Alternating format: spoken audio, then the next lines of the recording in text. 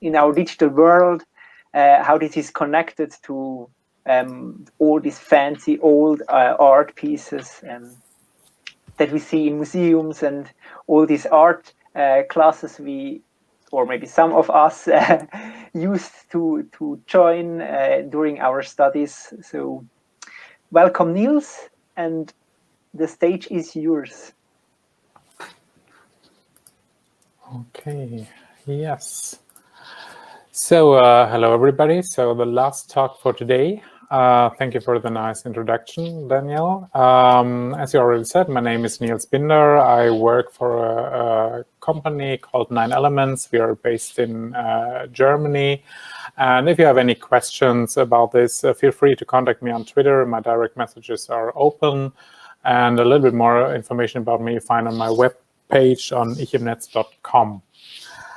But now let's start with the talk because I don't have that much time here. When I started working in the web design area many years ago, it was a thing that we had designers on the one hand, and then we had front-end developers and back-end developers on the other hand. And they don't get along that well quite often. So we hear things like, well, designers should just learn how to code. And then there's a designer just saying, well, you don't get the margins right, just look at it, don't you see it? Then they answer whether you don't know how the internet works, and then designer starts yelling and says, this is my expectations, and this is what I got in reality. And we get this, well, this is not print, learn your stuff. So maybe you've been there. But over the last years, something new evolved here, a new profession that is called front-end design.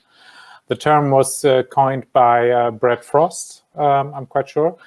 And front-end designers are people that deal with HTML, CSS, a lot of accessibility and performance stuff, all of this. And they are kind of the bridge between design and development.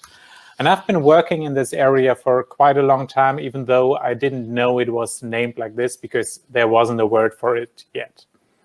But I found out that you need some kind of special skills to be successful in this area in between design and front-end development. And at some point I realized that I did study history of art, and some of the things I learned there help me in my everyday work today. And I want to show you what this is, and maybe you can pick something up here as well. And I will do this by showing you two pieces of art and drawing some parallels to front-end development here.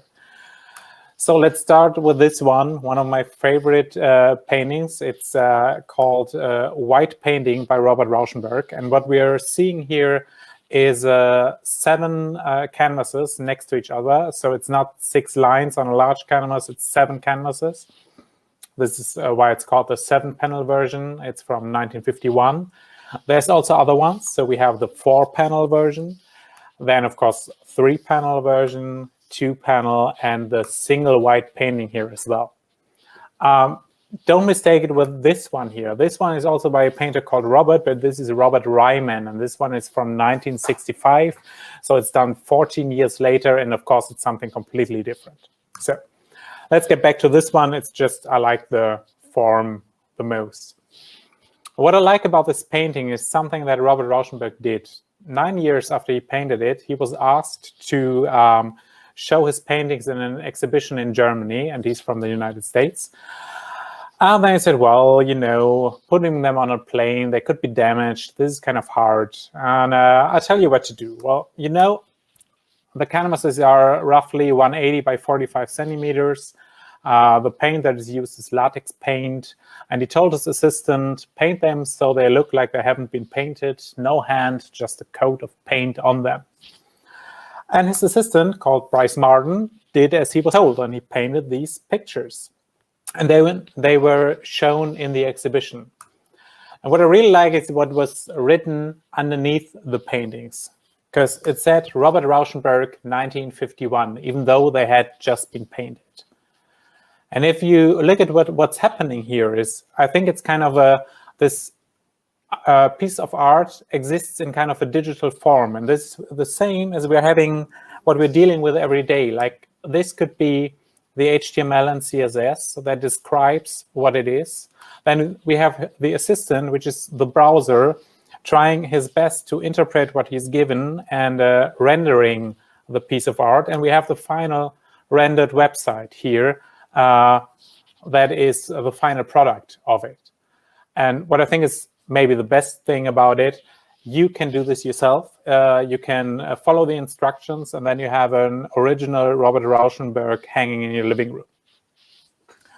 But maybe just white painting is not your thing. You want to look at something a little bit different. So I will give you another piece of art now. So this one here, this is much older, and maybe it's a little bit more of what you expected when you read about history of art. This one is by Georg Flegel. It's called Stillleben mit Käse und Kirschen, which translates to Still Life with Cheese and Cherries, and it's from 1635. So let's have a look at it. What are we having here? We have a silver plate, and on it are some cherries, some nuts, and then stacked on top of each other is a cheese, a knife, a bread, and a dragonfly. And on the left-hand side, we have a glass of wine in a very elaborate glass. And that's everything that is on there, but there's much more going on in this painting. Those of you who are religious may have seen that everything in here, there's everything in here from original sin to Jesus' life, crucifixion, resurrection, and salvation. It's all in there.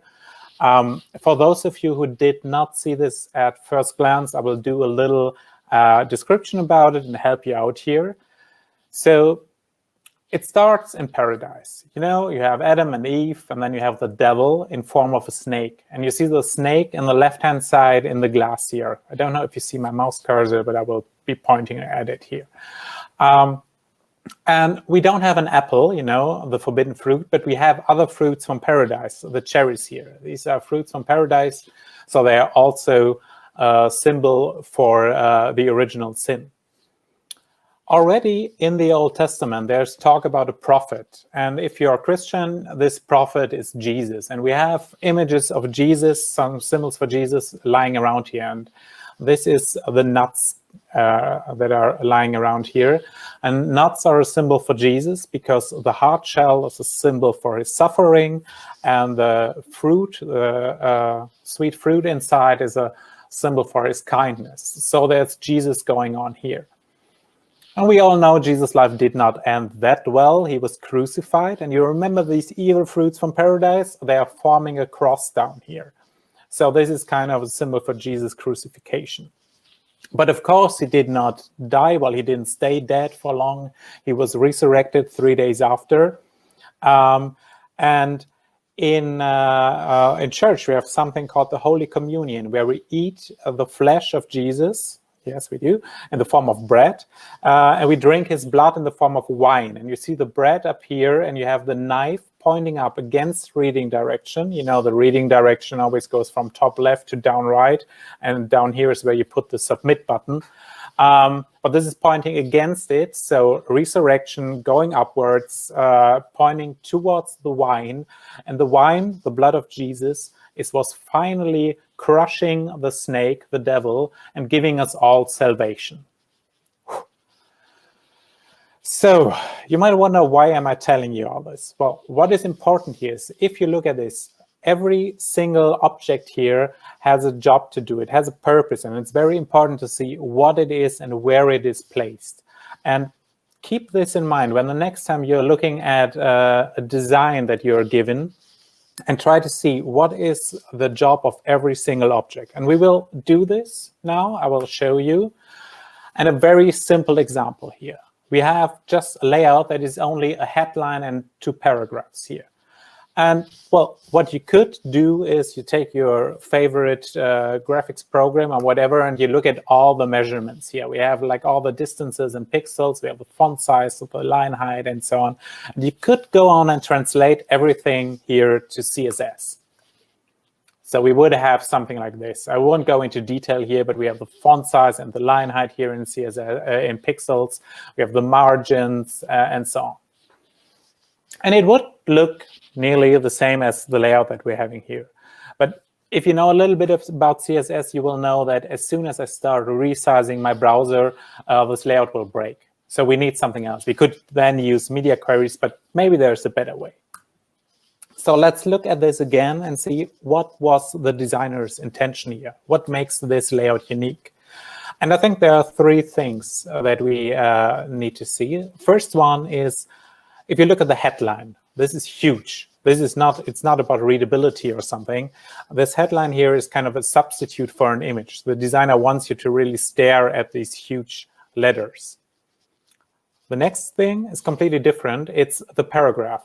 By the paragraph, it is really about readability. The line length is important. You want to make sure that the user can really read this paragraph. And the last thing that is interesting here is the layout itself, how these pieces of typography are arranged on the screen. And you may have noticed before that it's not completely centered. It's a little bit more over here than it's over here. And of course, the paragraph is indented here so that you have a little bit of white space going on here. So these are the three things that are important. And I will address them one by one. So let's start with the headline here. It is really huge. And instead of using this 160 pixels, I can put it in a relation to the complete width of the browser here, of the layout. That's 1,440 pixels. And I can translate this to viewport units. And this looks like this. So I have my H1 here, and I have a font size of 10 viewport units. And I always add a little bit of fixed units here because it's a little bit better for accessibility. I'm not really sure how important it is if you have such a huge font size here, but at least it would grow and shrink a little bit if you change your browser size. So this is what I'm using for the headline so that it always stays really huge. So next part would be the line length of the paragraph. This one here is 720 pixels. Again, this seems like a magic number, and it has no relation to anything. So instead of having this, I can draw 50 times 0 in the given font family and font size down here. Why a 0? Because there is the character unit in CSS. I found that many people don't know about it. It's CH. And one CH is always the width of the character 0 in the given font family at the given font size. So if for some reason this font family here was changed to a very narrow font, we would still have the same numbers of characters inside of one line. So it's even better than using M, for example, here. So all we have to do to have a good line length here is a max width of 50 characters, and that's it. Okay, and the final thing is the layout itself. Here you can see 3 vertical lines here, and we have the width of these columns here. Again, you might already have guessed that I will not be using the pixel values that we're having here, but instead I want to find a relation between these columns here. And you could say that if you multiply these 114 on the right here by 2, you get roughly 230. And if you multiply it by 3, you will end up with roughly 344. And what's interesting here is that what is in these columns here is mostly white space. There's nothing in there. And one tool to really deal with white space very good is CSS Grid. And I will show you how this works. So I have this whole container here that is called fancy text. I give it a display grid, and then I set this grid template columns, 2FR, 3FR auto for this paragraph here, and 1FR for this last column. And that's all there is, and then we only have to place our elements in there. So I place the headline here at grid column 2/4, 2 because the first one would be over here. So it's 2, 3, 4, and the paragraph starts at the third one and ends at the fourth one. So we have 3 things that we did here. If we combine this all together, it looks like this. Here you find everything that I talked about before. All the other things are a little bit like line height and also margins, but only vertical margins are left here. And if I now compare this here to the original CSS that I had before, I give you that this one, the new one, is a little bit more complex. And yes, it has 2 more lines. But instead of having a layout that breaks as soon as you start resizing the browser, we now have a layout that's completely responsive without the use of any media query. And on top of that, it preserves, and this is important for me, it preserves the designer's intention. So look at the headline that is always really big, at the readability of the text, and about the spacing in between. And I will show you this in a little demo here. So you see, when I increase the width here, you always have a very huge headline. The paragraph stays in a very good readable way. And the distribution of white space, I can show you this in an even better example over here. Here you can see how the white space is distributed. And I just have to say, this is for me just great to see how this works and how this works out, and it completely disappears when there's no space. Then we don't have anything to put there. And otherwise, it distributes so nicely. I could look at this like for hours. Maybe I have already in my life, because I've done this talk quite a lot of times so far. So maybe what you can take with you today is that when you look at a layout for the next time, try to see what is the job of every element. What's its purpose? What is it doing there? And how is it related to the surroundings and to the other things here? Look at it as if it was a piece of art. And the great thing here is Georg Flegel is already dead for some years now. So we cannot ask him what he wanted to do here. So we have to ask people doing art history. But most certainly and hopefully, your designer friend will still be alive. So go there, ask him. And if you're a designer, ask this yourself and ask what's the message that I have to give to a developer so that he knows or she knows what needs to be done and what needs to be preserved when transforming static layout to responsive website experience. And this is one of the big parts that makes front-end design for me so interesting. And I love front-end design, and I hope that front-end design will get the love it deserves over the next years. So, and that was it from me. Thank you very much. Thank you very much, Nils. This was really great. So really interesting and eye-opening talk. For me, it was like also a little bit going back to my studies, seeing this, looking at pictures so carefully. Somehow I really miss this, because we did it a lot in studies, but after that you forget soon about it. And you should do it more often, and also have like this, I don't know if art direction is the correct word, but have this more motivation to create our websites more uniquely and not follow all these trends which are popping up and disappearing again. So thank you very much. Also, I also like this. Sorry? Yeah, I think that you should do more art-directed websites that are not just always the same pattern, but a little bit more interesting, the more interesting layout that maybe cannot be achieved with Tailwind, but I will not open up this right now. Yeah, but definitely it would be worth to have more difference and more diversity also in the design. Also, I liked that you say it like that you see the browser as your assistant.